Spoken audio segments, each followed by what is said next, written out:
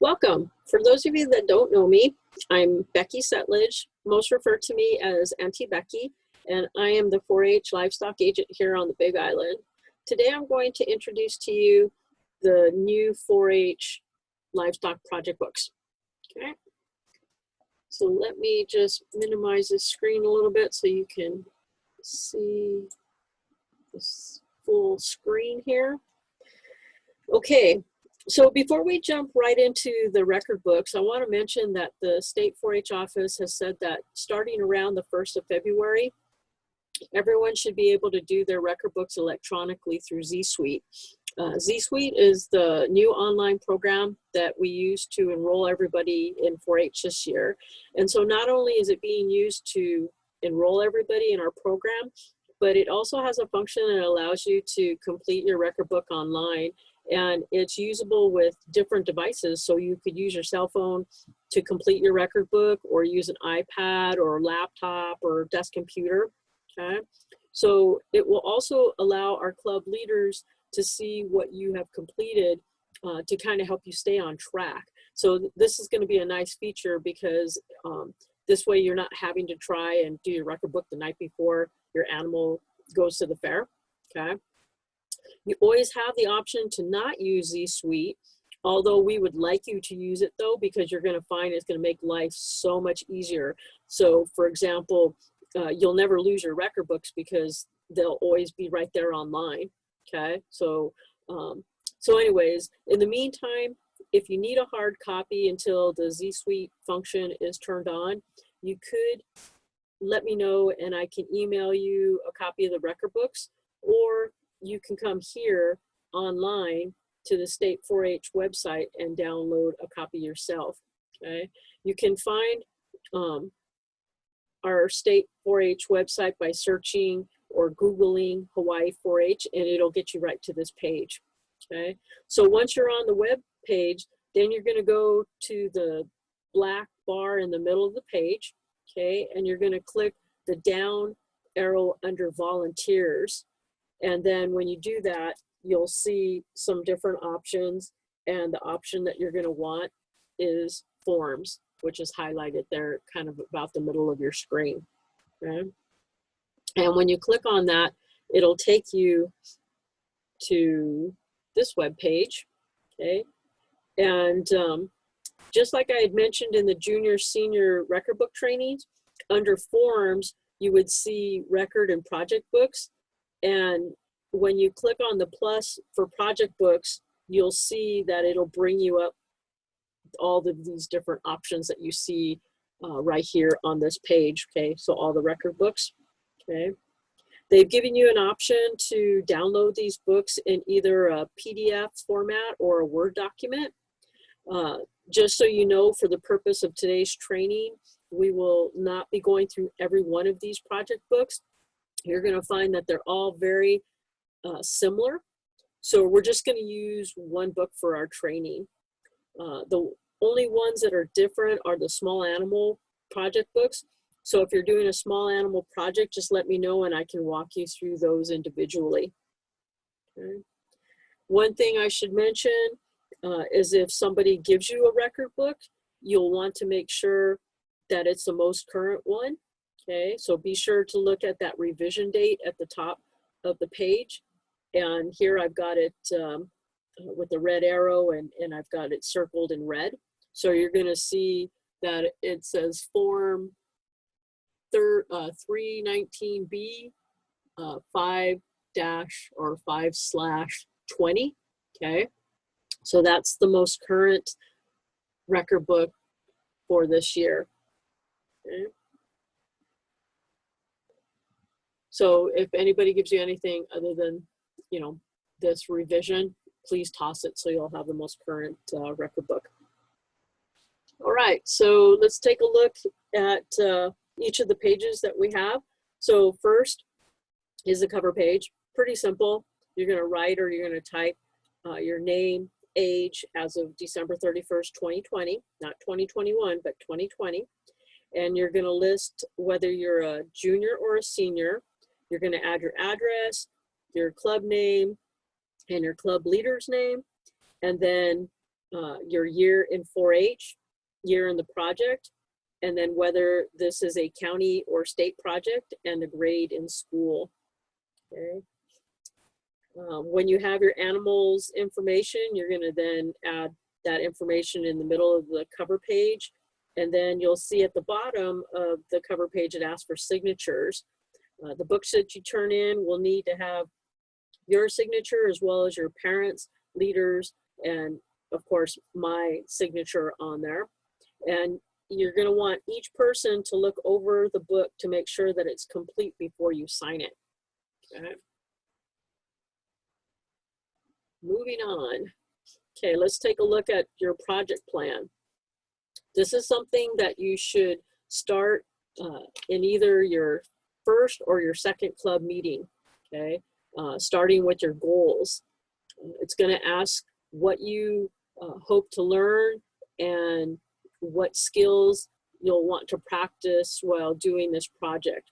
Okay, so you're going to list 3 goals and then what you'll need to reach them. Okay, and you're going to do that, of course, in that table right there at the top of the page. Okay, so then next you can write your planning notes or questions that you might have that you want to ask your leader or the screener. Okay, and then for right now, we're going to skip the bottom of this page and we're going to move to the top of page 2. I'll come back to talk about the bottom of page 1 shortly. Okay. But at the top of page 2, you're going to see a table where you're going to document expected and actual data for your animal's performance. Okay, it's best to complete this again either at your first or second club meeting. Okay, and the actual column is going to be something that you would fill out after you get your animal and or once you weigh your animal at the end of the project when it's at the fair. Okay. So let's kind of take a little closer look at this table. You can see that you're going to be documenting when you think your project is going to start and when it will end. And then you're going to figure out the number of days you'll be feeding your animal, okay? And they've included a formula for you. So looking at the example they gave you, they calculated the number of days between March 1st and June 1st, and they calculated that to be 90 days. Okay, so hopefully you guys can see that as I talk about it. Then you're going to write down in the expected column what you think your starting weight will be and your final weight for your project animal. Okay, and then you're going to need to calculate next your total weight gain. Again, you can see that they gave you a formula to use. So using the formula for the example that they gave you, you will take E, which in this case with the example is 135, and you're going to subtract it from D, which is 70, and this would make your total weight gain 65 pounds. If you already have this project book, this book that we're looking at, please take note that there is a typo because you can see it says 62. That should actually be 65. And they are in the process of getting that corrected. So please take note so you don't get confused if you're using the example to help you figure things out. Okay, it should be 65. Okay. All right, so moving on. So next, after you get that taken care of for the total weight gain, then you're going to calculate the expected average daily gain. Okay, and so you're going to, so to get that, you will take F, which again is 65, not 62, it'll be 65, and then divide it by C, which is 90, and that comes to almost 3/4 of a pound a day, which in this case is 0.72. Okay. All right, moving on down that chart. Next you'll see is feed efficiency. And feed efficiency is given to you for your expected column, but just kind of take note of a couple things here. Your feed efficiency is going to be different for hog project. Okay, so if you are doing a hog project or you have your project book for hogs, you'll see that it'll say 3 instead of 7.5. Okay, the other species are all the same, so you don't need to worry about those.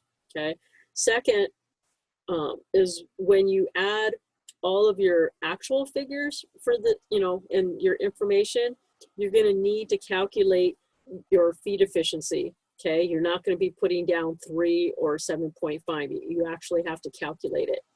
And how you do that is first you're going to be looking at your feed records, which we haven't gotten to yet, but it's found on the bottom of page 3.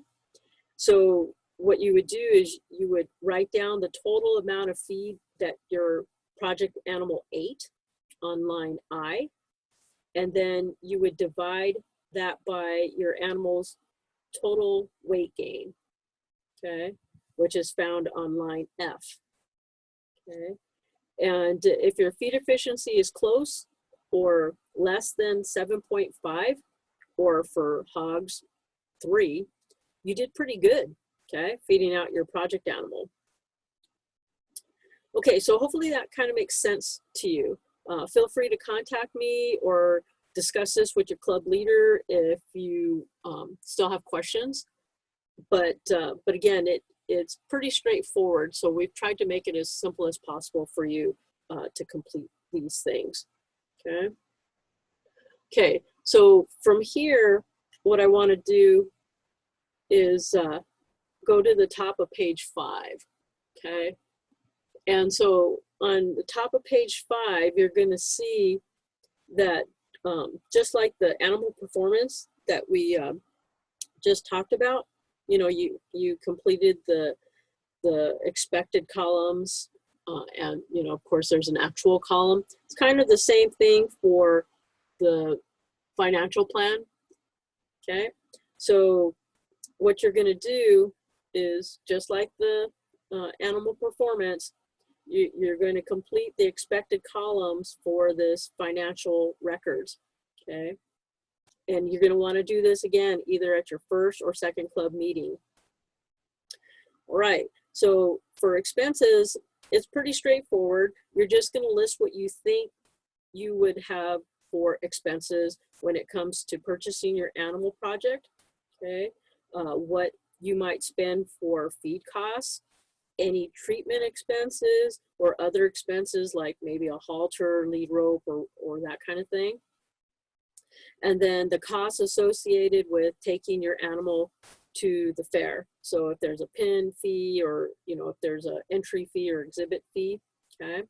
And then you're going to total lines A through E, and then you're just going to list that total on line F, okay. For income, for income, it's going to start you by determining what your break even is, or what this means is how much income that you're going to need to cover all of your expenses. Okay, so as you can see, it states that basically it's just the same as line F. Okay, so whatever your expected, so whatever your expected total expenses was, is what you're going to put on line G for your animal sales income needed to break even. Okay. All right. So then whatever your expected final weight was for your project animal, okay, you're going to need to go back to the top of page 2 to kind of take a look at that. That is what you're going to put for line H, okay?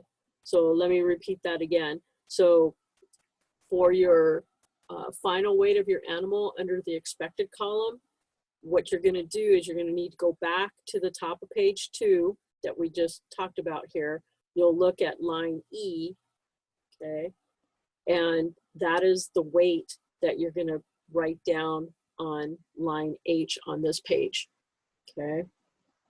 And then to figure out line I, the price needed, what you're going to do is you're going to take your income from line G and you're going to divide it by the final weight of your animal in line H, okay?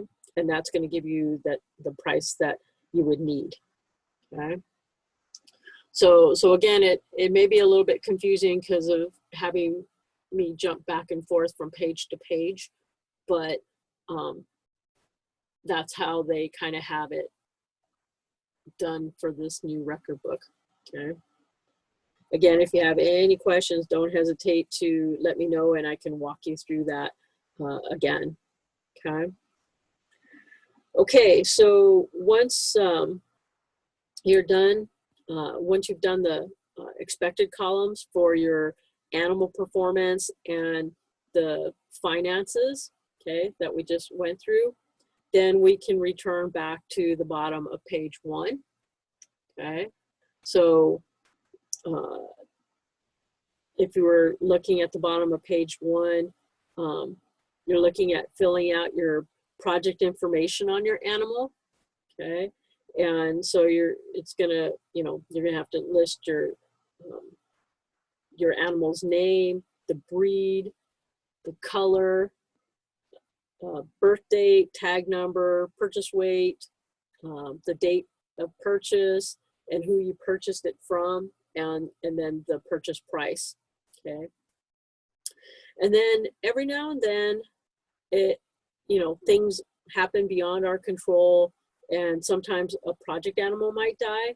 So if that happens and you need to replace your project animal, you would, of course, be adding that information to the chart, and then, because that's your replacement animal.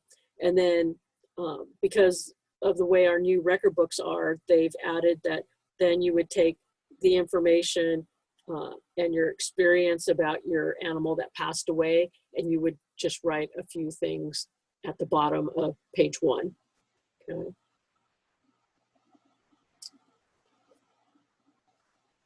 Okay, so we've already talked about how to complete the animal performance records, but just a reminder that that you can start filling out actual information as you get it, so that so kind of keep that in mind. And then this you'll see below that there's an area that you're going to see that's our growth chart or performance graph. So here you're going to either use a weigh tape or a scale to kind of estimate the weight and then document it on this graph.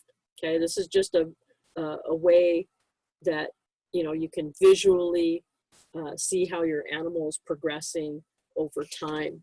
Okay. Okay, so then on page 3, you'll see that you're going to start by listing treatment records. So this will be used for any vaccinations, medications, or products that are used for internal, external parasite control, or for other situations that your animal might need to be medicated. And then you'll want to be sure that you attach any labels that are associated with your treatment to your record book, okay? And then on this chart, they provide you, you're going to need to document the date, time, what the animal was being treated for, the estimated weight of the animal, the treatment amount, how you gave the treatment. So was it orally? Was it subcutaneously, which is SQ, which is under the skin? Or was it IM, which is intramuscular, and that's in the muscle? So you'll want to make sure that you put down how that treatment was given, who gave the treatment, the withdrawal time, and then whether it was a veterinary prescription or not. Okay, so a Y or yes or no for that column. You can see too that they do have you also list your veterinarian's information below the chart, which is a good thing to have. So then if you need it, you can find it pretty quick. Okay. And then the next section you see there is the project financial records. And it starts with an area that you can document your feed purchases. Okay. And at the bottom of the chart, if you had any issues feeding your animal or obtaining feed, you can explain that there. Okay. All right, so page 4.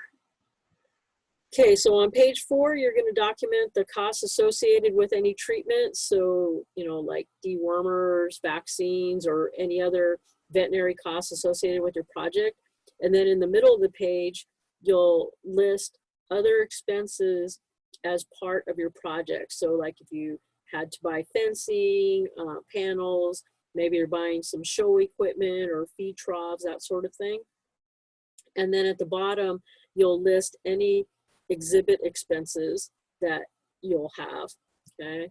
And where normally you would, you know, you wouldn't know what your exhibit expenses are until after the fair and after, of course, the books are turned in.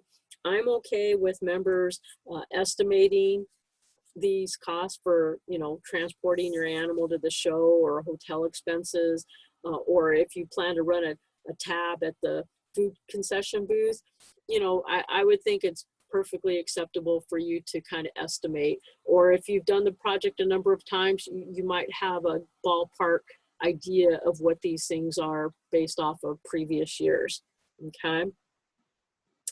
Let's see.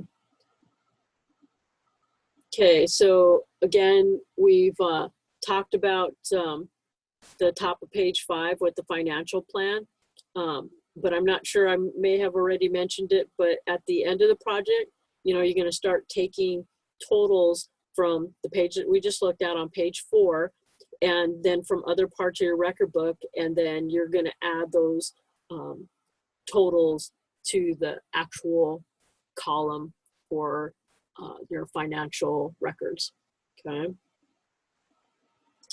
And then you'll see in the middle of the page that kind of below the chart, it's going to ask you to describe the financial agreements that you made with your parents or other financial institutions. So for example, if mom and dad floated you the money to pay for your animal, the feed and show supplies, that sort of thing, you know, you'll document that and then tell how you're going to pay it back. Okay, so maybe you're paying it back once you earn money from selling your project. However, or whatever agreements that you made, that's where you would put that down, okay? All right, and then at the bottom of page 5, you can see that they have a new area here where you're actually going to summarize the time that you spent with your project. So how many hours you spent caring for your animal, preparing it for show, hours spent in other ways like maybe giving vaccinations or vet visits or doing quality assurance, okay? And then what you would do is total all those up and list that total in the last row, okay, where it says total number of hours spent for your project, okay? Okay, on page 6, this is pretty easy. Basically, on page 6, you're looking at what skills that you learned or gained and during your project. So again, it's pretty simple. All you're going to do is you're just going to read down the list and check off anything that applies. Okay. And then on page 7, you can see that you're going to need to write a project story. Okay. And here you're going to answer the 3 questions that they have on this page. And then on page 8, this page here is where you can, you know, tape or clip or post, whatever word you want to use, pictures, newspaper clippings, feed labels, anything that you get as part of your project, you can put right onto this page, or if you need to add extra pages, I'm sure that that's probably acceptable too. Okay, and that's about it. So I hope that this makes sense and helps you out as you navigate your way through the new project books. But know that if you ever have any questions, again, feel free to contact me. I've got my email address and my phone number on this slide. So with that, again, good luck. I hope your project goes well for you. And again, don't hesitate at any point to contact me if you have any questions. Okay, thank you very much.